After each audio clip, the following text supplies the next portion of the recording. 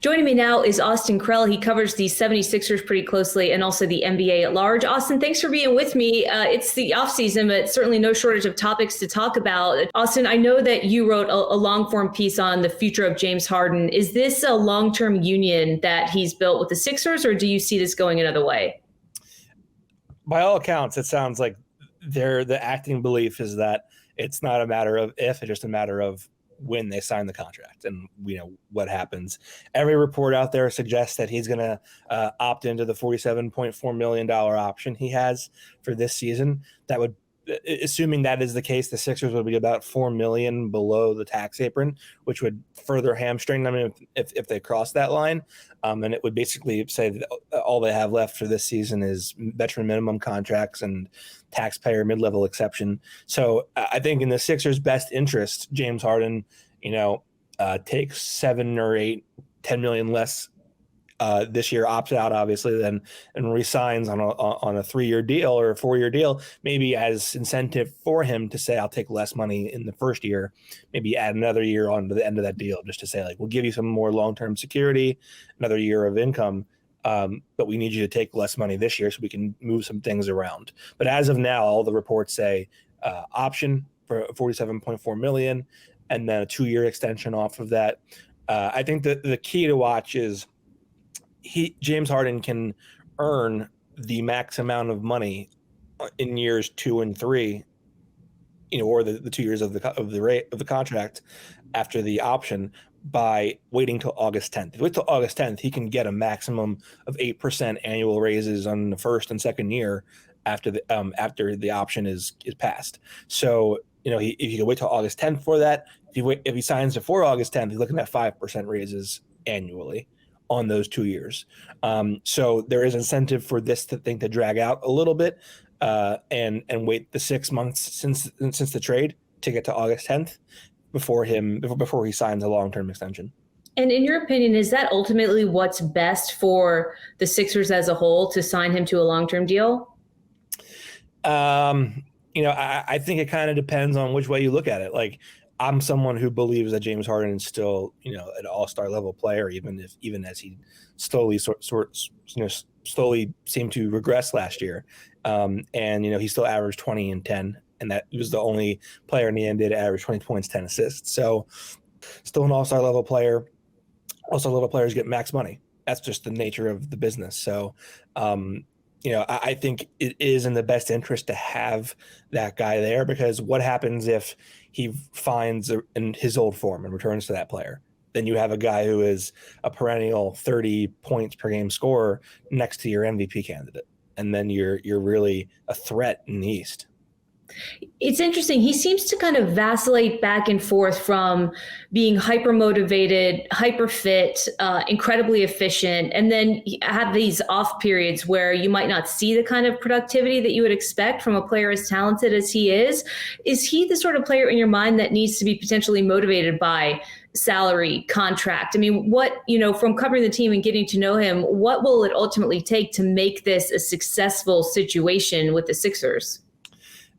I think that's a great question, because I don't think that anybody really knows, right? Like he just like Kyrie, in a lot of ways they're similar in that they're very mercurial. James Harden has forced his way out of Houston, in 2020, and then wanted to leave Brooklyn middle of last season. So, I mean, that's essentially two trade requests in, less than 24 months. So, I mean, that's a guy who has changed how he felt about, organizations, and decided he wasn't happy pretty rapidly in 2 different situations. I don't know what makes him tick. He's a hard guy to sort of get a read on. He's pretty quick to answer questions, but answers them exactly to the question and doesn't really ramble that much. So you can't really get inside his head that easily, at least in my experience. I think what you see there is, like, everyone expects, like, oh, this guy was not too long removed from his MVP season. He should be able to fit right next to Joel Embiid, and it should be easy. Well, basketball is you have to form that bond on the court. and give your teammates a reason to fight for you and play for you, instead of just whatever, we're here to play. I don't know that I believe they had enough time to develop that chemistry and find their balance between James Harden is aggressive and attacking as a scorer, and he's also feeding Joel Embiid for his scores as well.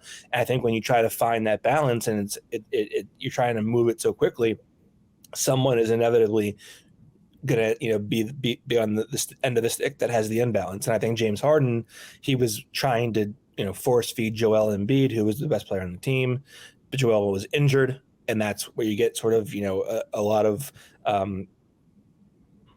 failure in that regard. Yeah. Joel Embiid, at least from the outside, and certainly correct me if I'm wrong, seems to be the team's heartbeat. I mean, everything that he says and does in the postseason, the way that he carries himself. I mean, he's a fun guy to root for. And I imagine Sixers fans at this point are just thinking, when is everything going to finally click? Because, to watch Ben Simmons' departure, to bring James Harden in, and ultimately not achieve, a championship when you have a guy as talented as Embiid. I mean, what should Sixers fans be looking forward to about next season? How far away are they from truly becoming one of the league's championship contenders? So I think the one thing that, if nothing else, to look forward to is James Harden has a full season to not focus on rehabbing himself, but getting it back into peak physical condition. And then also having a full training camp and a full 82-game season to work with Joel Embiid and find the chemistry that they need to blossom together. We saw in the regular season when they played together that their starting lineup was ridiculous. It was one of the three best in the NBA from the trade deadline to the end of the regular season. So it's in there. The ability to be dominant is in there. It's just a matter of finding it and it being sustainable in the playoffs. And a full season together where you don't have a guy holding out of a trade. If we're gonna paint the whole story here, it was that Ben Simmons holding out, until all season long until the trade happened. They were shorthanded, and as a result, there were games that they could have won if they had James Harden, but didn't because they were undermanned or they weren't as good as the other team that they were playing. And so if you turn some of those losses into wins, maybe you're not the 4 seed in the East. Maybe you're the 1 seed or the 2 seed, and maybe your playoff opponents look different, and maybe you end up getting to the Eastern Conference Finals or the finals anyway. So I think a full season where everything is together, there is cohesion to do a world for this team. And I think that's something that the Sixers and their fans should be excited about and, should be optimistic about for the next season. All right. Austin Krell, thank you so much of USA Today and Beyond. Just tell everybody before I let you go where we can find more in-depth stuff from you on the Sixers and also the NBA overall. Sure. You can find me at the USA Today's various NBA wire sites. Just type in Sixers Wire or Nets Wire or Celtics Wire or any of their wire sites. I contribute there. I also cover the Sixers on the beat for thepaintedlines.com. All right. That's a great resource for Sixers fans that might be finding this somehow. Thank you so much for being with us. We appreciate it. No problem. Thank you.